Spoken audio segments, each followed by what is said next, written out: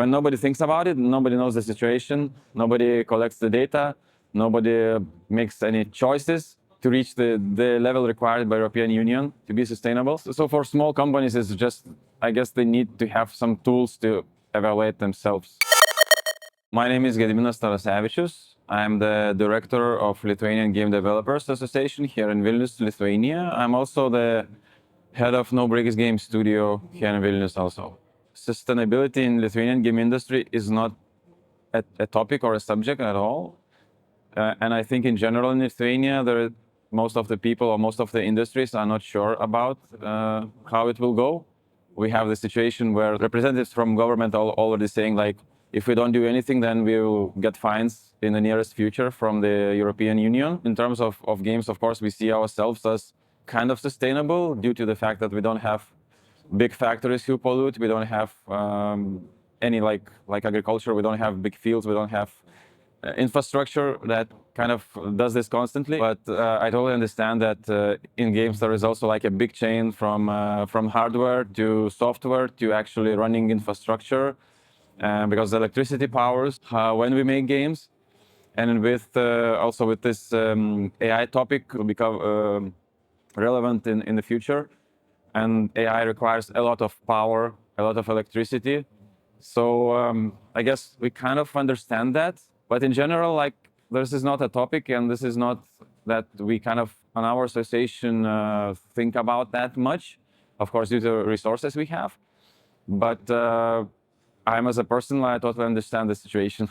Infrastructure to achieve sustainability is like more of a general global problem for each country, each city, and in all like Europe. In general, it's for businesses, small businesses, it's difficult to understand how that will affect us. When there is a talk about sustainability, there is always like always the big guys who make the most bad things, and the small guys, they kind of don't do that much. So, but as I understand, it will apply to everyone and to every business, and every business will have to reach the level required by European Union to be sustainable.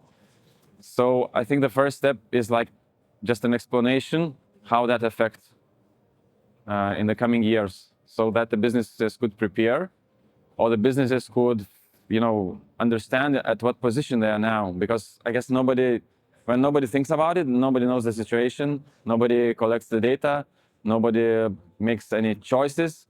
So for small companies, it's just, I guess they need to have some tools to evaluate themselves. It could be a score, it could be some number that they could check periodically and see how it changes or what value they have compared to what is the minimum value. I think the industry can do what's asked of it, but then there should be clear guidelines, what the climate people want. Because like we make games, we are not climatologists, we cannot, calculate things. But if the right tools are prepared for the companies, they can use those tools, they can report. And of course, then I assume in each country or in Europe in general, there could be like an organization that could, track all the data and find practices, pilot some programs in specific countries where this emissions could be lowered, or it could be like zero emission achieved at some point. But of course, the games cannot work without electricity. So all the electricity infrastructure should be like built on that.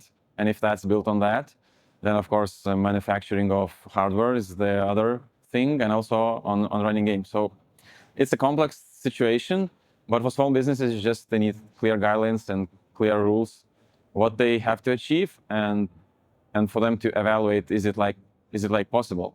First, do they do something wrong? And if they do something wrong, how to fix that?